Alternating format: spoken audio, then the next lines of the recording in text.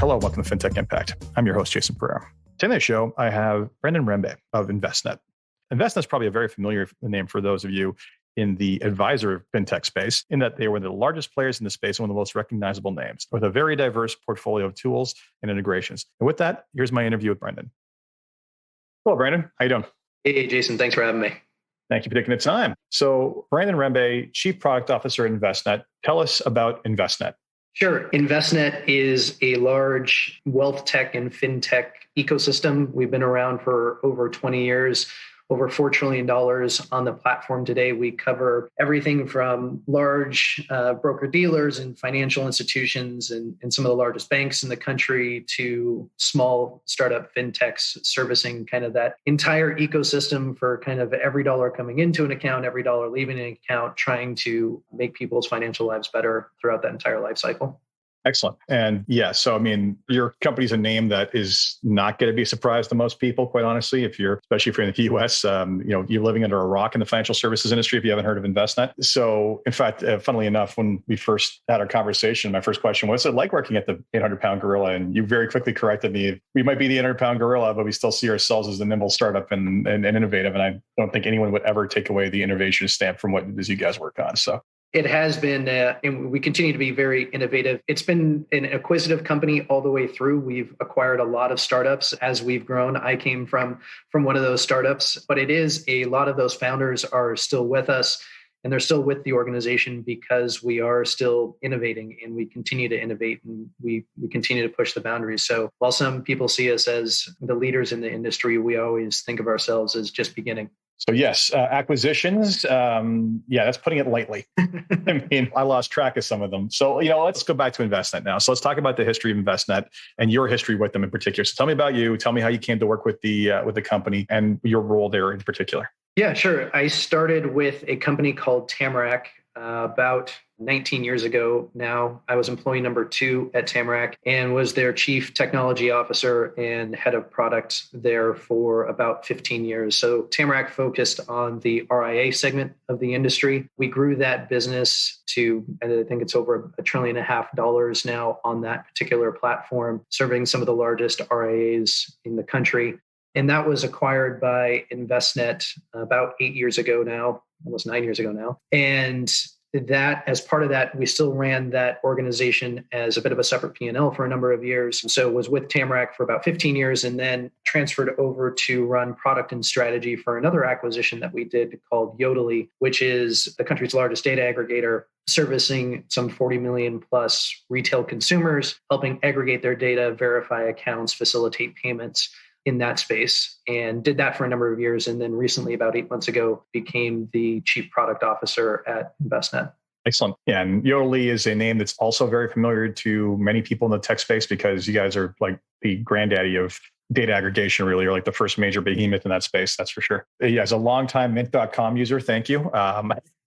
Yeah, it's actually funny. It's Tamarack, Envestnet, Yodlee all started within about 12 months of each other, a little over 20 years ago, and then have all found their way together. And so a lot of the founders and a lot of the people that are still at those organizations, still have that founder's mentality of trying to innovate, do what's best for the customer and bring those things together in a meaningful way, which now, as we've worked hard to not only grow the business from the breadth of what we're doing, we're now really focused on integrating all of those different components because, as people know, when you grow through acquisition, it can sometimes be difficult to make sure that the cultures are integrated, the technologies are integrated. It's much easier said than done. And that's really been our focus for the last several years, is taking all of these great properties, MoneyGuide Pro more recently, and bringing them in to really service the customer end to end in much more of a seamless journey. I really think there's kind of two ways to look at this. So, there's an ecosystem play in two different directions, right? There's an ecosystem play where you just integrate a bunch of top line vendors and basically build a deep integration and make them work really together, or you just buy them like what you guys have done. And you really deeply integrate them as a preferred vendor and create something that is far more seamless and far more, let's just call it integrated than would have been if it had just been a bunch of APIs connecting.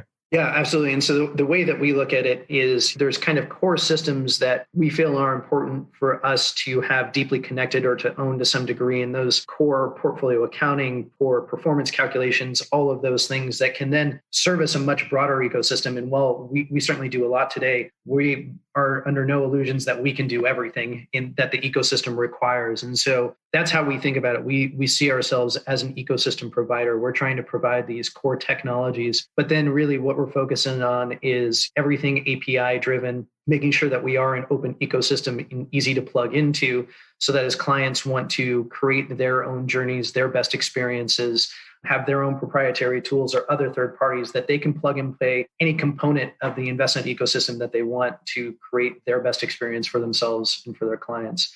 And then we also have to play with other ecosystem providers, like a Salesforce, for example, is making sure that our ecosystem plugs into theirs. And so wherever the advisor or the investor is doing business, if they want to live in the CRM, they can live in the CRM. If they're outside of the CRM and want to do core rebalancing and trading, they can come to our platforms or another third party. And we're really just the glue behind all of those, making sure that data flows seamlessly and those journeys are seamless for the advisor and the investor.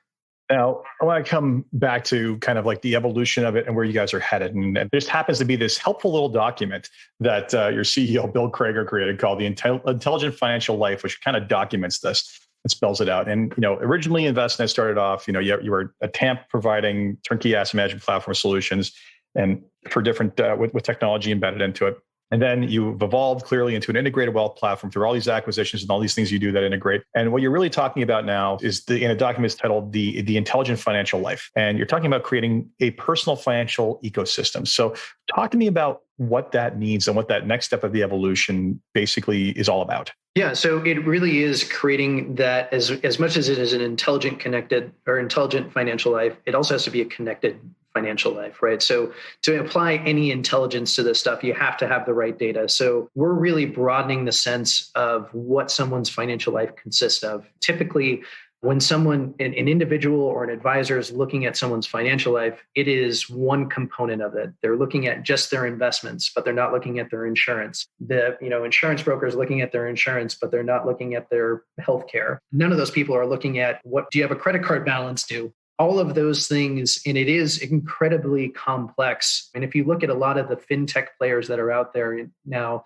a lot of them are focused on these very kind of specific individual touch points for a client of, I need to do something with my bank or help me find my best credit card, help me buy my next stock. But they're not taking a step back and looking at it and saying, how do all of these things come together to create this intelligent financial life for Brandon or for Jason? Because our financial lives are probably very different from one another or different from someone else down the street. And I need to understand the complete ecosystem that is Brandon or Jason to make the right advice or to make the right recommendations or provide the right insights to that individual. To give you an example of that, you go into any investing platform and what they're going to do is tell you to invest on their platform. Is that the right thing to do always? Should I be investing in that account or should I be paying down my credit card debt, which is charging me 20% annually? Should I be paying down my credit card debt? And if I've done that, then should I invest? Well, does my company offer a 401k and do they do matching for that? Because I don't know anywhere else where I get an automatic 100% return on my investment like you do for 401ks. So understanding that complete financial picture for someone as opposed to looking at their financial life in individual chunks is really what we're trying to do. And then once we have all that data, we can be very prescriptive about the insights, the advice that can be given to an individual once we understand their holistic financial life. It's interesting because there's really two key points to this, right? I mean, what you're kind of describing is, we'll call it an evolution of almost family office level service, right? It's, if you're lucky enough to be a multi-billionaire, you have your own staff handling all these things in one integrated solution that are independent because they're basically advising you solely. And those types of services have been slowly trickling down to the mass market through advisors like myself and others who've really tried to provide very broad, comprehensive, but interconnected services. It's a massive frustration to me to not have the right tools connecting all these things in the right place to action the right decisions like you have. And there's certain things I just don't have access to, which makes it more difficult. So everything you talk about is just stuff that excites me. But the second level of that goes back to the data point you made a minute ago, which is you guys get to play with a lot of data, right? Like Yodlee alone, is probably like the mother lode of data. And the ability to basically take that and understand consumers and like consumers. We talked in our preliminary call about how you guys have harvested that and created profiles. Can you care to speak to both what you've done there and the scope and the differentiation amongst those profiles? Yeah, so we do have a lot of data, and it's what powers a lot of our insights, a lot of our new products that we have coming out, because it's helpful to understand kind of first and second level derivatives of what people are doing. So typically, legacy PFM applications, personal financial management applications, were really good at telling you what happened in the past and what's happening in your accounts right now. Then they kind of went a little bit into the future and said, hey, well, you have did you know you have a credit card bill coming up that's due? Great, that's good to know. Well, it would also be good to know if, am I going to have enough cash to pay that off? And then which account should I pay that from? Or if I have to sell a security, which securities should I sell to pay off an upcoming real estate tax that I have coming up? Or if you're looking at the higher net worth capital call, if you go down market, am I going to be able to pay off my monthly car bill that I have? So being able to take that data and be prescriptive about what's happening in your account, what will happen in your account, and then what you should do to take action on it. And that's where we're able to finally get to, is not only know what's happening now, we know what's going to happen in the future, and we can give you advice on how to best handle those events coming up in the future. On top of that, because millennials not only really like knowing what's going on with them, they want to know what everybody else is doing. That's their big thing. Well, tell me how I compare to everybody else. We've been able to create over 50,000 individual cohorts with more than 10,000 people in them. So I can say, I know how I'm doing in my financial life and how much I'm spending on groceries every month. But tell me what do other people that live in Seattle that have the same income as Brandon, how much are they spending on groceries every month? And how do I compare against them? Because I want to know if I'm spending too much, too little. What is everybody else doing? Am I saving a certain percentage of my salary more or less than my peer group? So that has really helped us not only frame what people are doing in their own financial lives, but allowing them to compare them to other cohorts, and then a kind of best of breed cohort, which is, hey, if you want to be able to retire on time and if you want to hit your financial goals, here's the things that you need to do. You should spend less on entertainment. You should save more. You should match your 401k. These are all the things that can help you hit those financial goals, which is different than, a lot of times you hear about gamification in investments, and there's been a lot of noise in the press lately about gamifying investment and savings. And it's great that has opened the market to a lot of individuals that probably haven't been in there. But that type of gamification without education and advice can be really problematic. And so we're trying to go one level beyond engagement to make sure that we're not just saying it's not enough just to be engaged. You have to be engaged intelligently. Yeah, I, for one, am not a fan of pushing people to open margin accounts by default, then teach them how to open up an options account and then tell them how to YOLO options. That to me, again, you can call yourself an investing app all you want. You are nothing but a gambling app. No, and you've probably read some of these stories lately that are coming out now that it's tax time here, that all of these investors are going out and no one ever knew what a wash sale rule is. And if you talk to probably 95% of the people that walk down the street, no one knows what a wash sale is. And now they're finding out that they definitely know what a wash sale is because they're owing the IRS 10x what they actually made on their investments. So for the record, ironically, that story, which first broke, basically that actually came from one of the members of one of my forums. It was a cross-border forum. So I heard that story right from the source. And actually, one of my Canadian counterparts actually wrote the first story on that for Morningstar. So very familiar with that one. That one was both equal parts hilarious and tragic at the same time. No, it is. And it highlights some of these issues. If someone came to you and said, hey, I've got an app that's going to gamify your taxes, you go, I don't think I want to gamify my taxes. That's such a great point, though. That's such a great point, because what they're not realizing is the number of aspects of what they actually are gamifying in their lives. Like, you want to gamify your retirement? I don't want to gamify my retirement.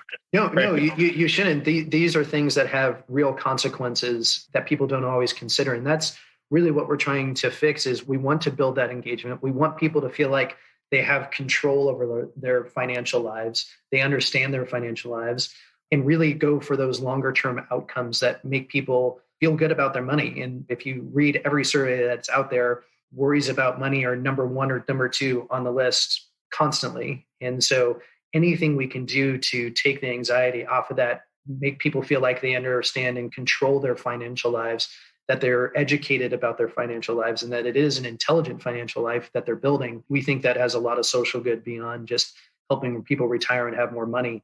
It really expands and helps the other aspects of their lives as well. Totally agree with you that on so many levels. And in particular, I mean, how many studies have come out that says that a brain under stress is just not as intelligent? Like your IQ drops when you're under stress. So part of the argument about how certain cohorts who are in financial difficulty end up behind even further is because if you're living constantly under financial stress, you're operating at a suboptimal intelligence, unfortunately. So it makes you make poor decisions. It does at the end of the day. When you're stressed already and then the stock market starts to dip, your first reaction is, oh my God, sell, sell, sell. I can't deal with this anymore. A low buy high type of cycle that people find themselves in. No, I'm actually focused on these longer term goals, and also empowering the advisor to have those conversations with people to walk them off the ledge. But more importantly, if you give them the information at the right time in the right way, they don't have to be walked off the ledge. And that's where we need to get to. I agree with you totally. And I'd say it goes even further. I mean, there's all kinds of studies that are showing like things like correlations between the purchase of lottery tickets and income, right? Lower income tends to purchase more lottery tickets. And it's just like, hey, if things are, if things are not great, maybe I'm looking for that miracle that's going to save me when the math tells you you shouldn't. So it's funny you say lottery, because I read an article, it was sometime this week, that said it was something like over 70% of lottery winners, no matter how much money they make in the lottery, lose all of that money. All that money is gone within 5 years, no matter how much money they've made off of it. And again, when you give someone a lot of money or they have a windfall, they have those things, but aren't educated on what to do with it. And worse, if you try to gamify what you should do with it, these things all can cause negative outcomes for people. But if you empower people with knowledge and understanding and tools that show them the longer term outcomes that they're really shooting for in life and what'll take the stress off of their financial life, those things are really beneficial. So 50,000 profiles. Okay. Tell me about how you determine which profile I belong to, for example. Like what's the filtering mechanism there? So I'm going to give a lot of credit to our data science group, who's a lot smarter than I am, on how they go and slice and dice all of these different cohorts and create these, what we call cohorts, internally to make sure that, one, they're statistically significant, that they can represent, we have good insights into income, into spending. A lot of the data that we get into our system is messy. If you look at financial transactions overall, most of it's not human readable. You look at it and you see, hey, I have a credit card transaction that's XXX2342 TRGT. No one knows what that is. But you throw that against data science and you realize, hey, I spent $23 at Target. Great. Well, how much did I spend at Target overall last month? How much did I spend over the last year? On average, how much are people spending at Target around where I live? Those types of things are meaningful, but it's also more meaningful when you're trying to create budgets as an individual. A lot of people have a hard time. If I asked you, how much do you spend at Amazon every month? Very few people would know that because, one, they don't keep track of how much they're spending at Amazon, and they return about half the stuff that they buy at Amazon. So net, no one really understands. They also need to keep into account. I was going to say, you're asking the wrong guy. Okay, I'll pull up that data in a minute. All right, just let me open my app. But in general, you're absolutely, as a financial planner, and every financial planner will attest to this, the most painful aspect of what a client gets asked for is, where is your money going, right? And then even if you get the data on where your money's going, it's like, okay, you went to Costco. How much of this was groceries versus buying a shed? I don't know, right? Yeah, that's the hard one. It gets to levels of, what's a recurring expense, and you think about how much you're spending at Amazon, being able to figure out, okay, is this a recurring Amazon expense like your Prime membership, or is it not? Is those types of things we spend a lot of time and effort on, not only normalizing retail transactions to help people create budgets, understanding where they're overspending, underspending. Even if you ask people what their net income is, they have a hard time understanding that. I don't know how much I'm putting in my 401k. I don't know how much setting aside for XYZ. And so those type of simple questions, very few people have the right answers to those. So again, building up from just the base level of education that we're trying to provide people. And you mentioned before, these types of services that typically only very wealthy individuals had. We're really trying to democratize that across the entire financial services base. So when you think about kind of some more of the very high-end services that people don't need, trusts and estate planning, we have tools for that. And if you need those services, we just launched our new trust exchange as well, where people can come in and get access to trust services. But as you go down market and people need advice, but don't know where to go for advice or can afford advice, we're really bringing some of those things down market so that people do understand how much they're saving, how much they're spending. If they should be saving more, where should those savings go? If they need to pull money out of an account, where should they pull that money out of? Just basic things basic blocking and tackling that a lot of people don't have control over in their financial lives today. So with that, I mean, you're trying to nudge them in the right direction is what it comes down to. And there's any number of variables that in the situations you just talked about, like where to draw money from. I'm sure you have to, run the tax consequences of that, and as well be aware of what else is coming down the pipe for them. So how many data scientists do you guys have?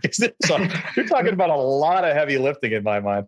We do, and it's something we focus on. So we applied data science, and data science is not the panacea for everything. If AI, ML are definitely buzzwords that are in the industry today, and they definitely serve their purpose in terms of how we cleanse, enrich, normalize, analyze all of the data that we have coming in. It's extremely important. But what we have always found is that when you take any technology, whether that's machine learning, whether that's a new cool app that's out there, you have to pair that with a human to get the best outcome. So machinery plus humans always equals the best outcome. And we make sure that everything that we're doing has a human component to it, whether it's how we're nudging people, why we're nudging people. You also always want to avoid, if you apply just machine learning algorithms to everything, because they're made by humans, they have biases into them. And so you need to make sure that you're evaluating those biases and taking a hard look at any recommendation that that's coming out. So everything that we do from a core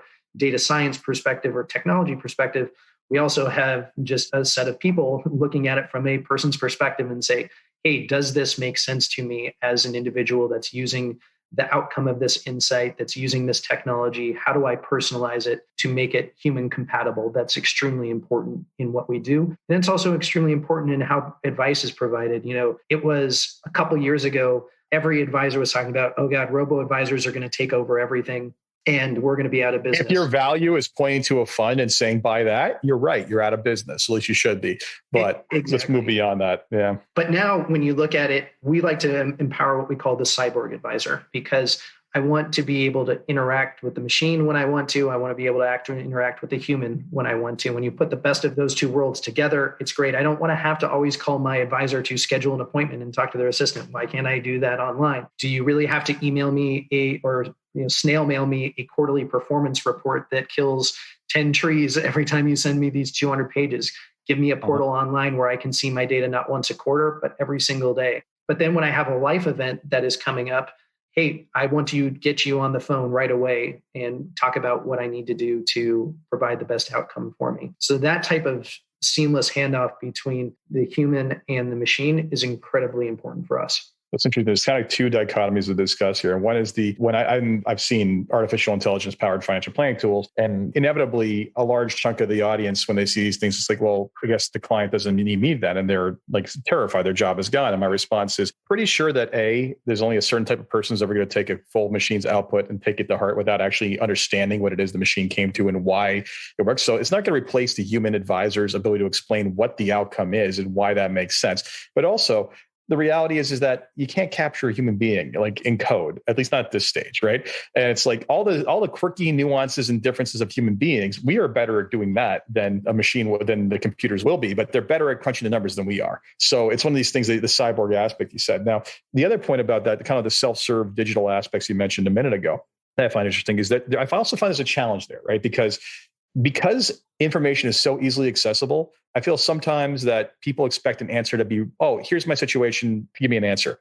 It's like, it doesn't work that way. Like you gave me this much, you didn't give me the full picture. I think one of the things that your platform does that I love is the encompassingness, the all-encompassing nature of what goes into this. We're not talking about investments or planning. We're talking about every aspect of their financial life. And if I have that kind of information at my hands and a question comes up, the amount of things I can double check and make sure that what I'm telling them is correct is just substantially more. I'm more reassured by it than what I would be normally. No, and you hit on a couple key points there is one, you should not provide advice if you don't have all the information. So step one is really working with the client. And sometimes you have to explain to the client, here's why I'm asking all of these questions, because they do have real outcomes, which is as we start to dip into more of the baby boomers and what their needs for healthcare and everything else. Yeah, you might want to understand their health situation more to be able to answer a financial question. So understanding that complete picture for anybody is important. And not only that, but also the context of where it's coming from. It's very important to provide advice. And then when people go to talk to an advisor, they expect them to be the genius on everything, right? And an advisor is great and they know a lot, but they're also not meant to be an expert on every single financial instrument that's out there or every possible financial outcome that you could ask for. And so that's where we've implemented our exchanges with Envestnet, with our credit exchange, our trust exchange, our insurance exchange, and soon to launch our healthcare exchange. All of those things, we need to empower the advisor with one, allowing them to collect all of this information about their client so that they can provide the right advice. And then if that right advice determines that they need to work with specialized products or specialized services like trust or legal, anything else, they also have a network to pull in on and say, well, I don't have that answer for you, but I can reach out to 3 or 4 different trusted sources to make sure I give you the best answer for that. So it still puts the advisor as the quarterback, but gives them all of this information and data, and then all these great partners to work with to provide that best outcome. So as much as we're trying to centralize, we're also decentralizing through this ecosystem to allow people to reach out and get the advice, not only from an investor standpoint, but from an advisor standpoint. Like I say to every time I interview someone from the U.S., I'm envious of your toys. No, absolutely. It's interesting. I mean, what you've done there too with that aspect of that kind of networking tools that normally as a professional, I go out and I network with other professionals, find trusted sources and develop my own network. What you've done is you basically productize that to some degree for the advisor, right? You have a marketplace whereby maybe they don't have someone for XYZ, but hey, now you can help them find it and you can help them basically leverage that knowledge that they didn't have access to before. Fantastic. Absolutely. And then it's not only plugging them into that network, it's then facilitating that network as well. So making sure that when someone says, hey, I want to create an asset-backed loan, well, how am I going to get that information to me? Well, let me just press this one button and now you have access to the information that you need, or we can already fill out most of that paperwork for you because we have that information. So we're always trying to go that next step to not only make it easy to find the right outcome, but then execute on it. And there's a big difference between knowing where to go and then how to get there is a lot of what we're doing. And another component to that I'll mention is what we've seen recently is, advisors have really focused on that end outcome of, I want to retire at 65. I want to send my kids to these types of schools. I want to spend this much in retirement. But what's becoming more and more important in the next generations is the journey on how I got there is just as important as the destination. And I say that in the context of the types of investments that they're using to get there. ESG overlays, impact overlays. What is the social good that I am providing by the types of investments that I'm using to retire? So we're also doing a lot from within our portfolio group to create that type of journey that doesn't just say, well, I want to have this much money when I retire. It's also very important for advisors now to have the conversation with your client and to say, well, what's important to you in how you get to that outcome? Do you care about your carbon footprint? Do you care about taxes? Obviously you do. Do you care about your social good that you're providing in there? And let me tailor a personalized portfolio to you that not only gets you the outcomes that you want, but also provides the right social good or the social impact that you're looking for in getting there. So the evolution of how did I do versus the S&P 500 is now changed to how am I on track for my goals? And now it's a combination of how am I doing for my goals, but also what good am I doing along the way as I get there? Yeah, I would fully agree with that. I mean, and I look at everything you're doing as helping fulfill the fullest, purest version of what the financial planning profession can be, which is someone who basically helps you get what you want out of life in multiple facets, everywhere that money touches and beyond that. And having those kinds of conversations about not just the targets, but also every step of the way and the methodology for getting there. That's how you're not a robo-advisor. Like that's the answer right there. It's no robo-advisor is ever going to do that. And anyone who's threatened by one is just not playing the right game. So I totally get it. So That is, we talked about a lot today. It's been great. So let's talk about, this is where you are. This is what the current vision is. So like, what does the future hold? Like, what is it you guys are running towards? I mean, don't get me wrong. Everything we talked about, there's a ton of stuff you've done already. There's a ton of stuff you're refining to keep getting there. But what's next? If you can share that with us. Yeah, it's really about making sure that we can fulfill on the fullest form of that ecosystem. So making sure that we can touch every aspect of someone's financial life. So I've talked about, some of the new exchanges that we've coming out with the Trust Exchange, and we've also rolled out some new software with Money Guide Pro and truly helping the estate planning. So if you go kind of up the wealth ladder, we're putting in a lot of things around that. We're also going to be launching our healthcare exchange, and we'll continue to bring out the healthcare, continue to build out the exchange ecosystem from a technology, and that's both from a technology and services side of things. As you go down market, with our recent acquisition of Harvest, we're really trying to help every retail consumer out there start to create that intelligent financial life through micro savings, micro investing, but with that intelligence component put on top of it. So there are fun aspects of gaming that really do nudge people the right way and allow that to happen. But we also want to make sure that we are providing them with the intelligence to create the right long-term outcomes for them. So whether that's helping them pay down their student loan, helping them just pay off their credit debt, making sure that they can save up for the car that they want, all the way to hitting that retirement at 65. And our goal is, at the end of the day, it truly is for every dollar that's coming in to a person's life and every dollar that's exiting a person's life, we should be able to provide real-time, what we call hyper-personalized insights into what is going to be the best thing for Brandon, what is going to be the best thing for Jason, what is going to be the best thing for Sarah. Whoever is engaging with that, it should be personalized to them, and it should be dynamic, meaning as their lives change, those insights change, because as new events come up, as new data comes in, insights will need to change. And it goes back to the same thing, which is I need to understand the context. I need to understand the data to provide the right insights. So there's a lot that we're going to be doing. There's a lot we're going to be innovating on. The fun part about my job is that every day it's something new. There's a new challenge that's out there. There's a new innovation that's coming out. There's a new competitor that might be doing something a little bit different. In my job and the rest of Envestnet's job is to make sure that we are at the forefront of empowering the advisor, empowering the investor to have that intelligent financial life. And you said it, provide the best possible outcomes for what they want out of life. So before we wrap up, there's 3 questions I ask everybody, just to end on a positive note and make you think. So first one is, if you had one wish for something can change in your company or the industry as a whole, what would it be? Ooh. I always stump people with that one. I would say cleaner data. Cleaner data would make everybody's lives a lot easier. Oh, I laugh and I shake my head and my hands in my hands because yes, that is so true. And a segment of my listenership is going to get that and be like, yes. And the segment's going to be like, really? That's the one thing you would change? Yes. Cleaner data. Oh my God. Yes, please. So it's the first one. Good answer. Second question. What's been the biggest challenge in getting the company to where it is today? Ooh, I think a big part of it is trying to help our clients understand the future. There's always a resistance to change in any industry. I think the financial industry is particularly burdened by regulation and fear of change.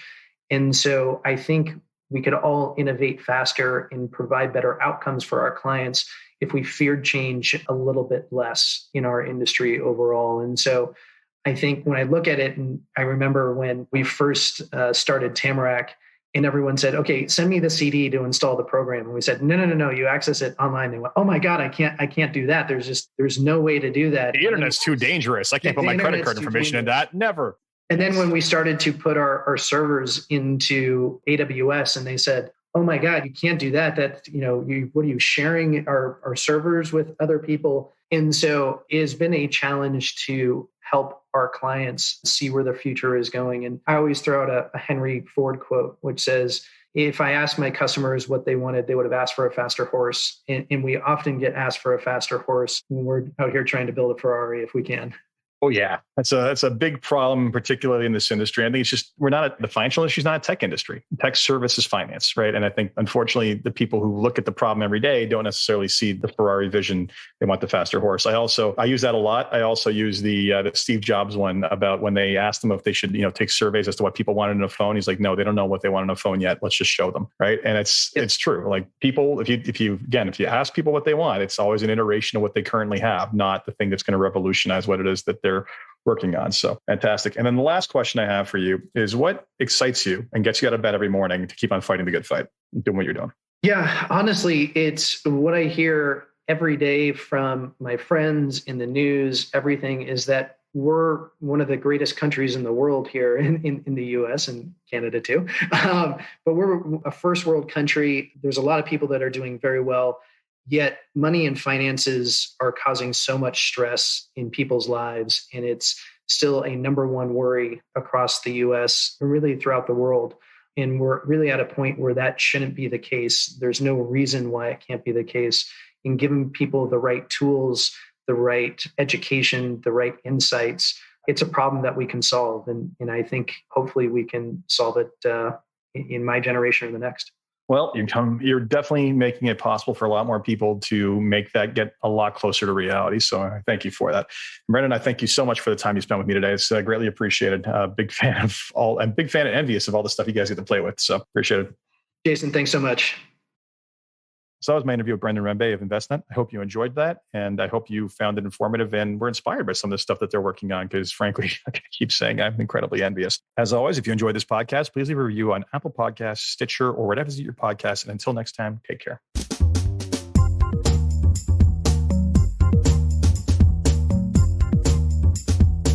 This podcast was brought to you by Woodgate Financial, an award-winning financial planning firm catering to high net worth individuals and their families. To learn more, go to woodgate.com. You can subscribe to this podcast on iTunes, Stitcher, and Google Play, or find more episodes at jasonpereira.com.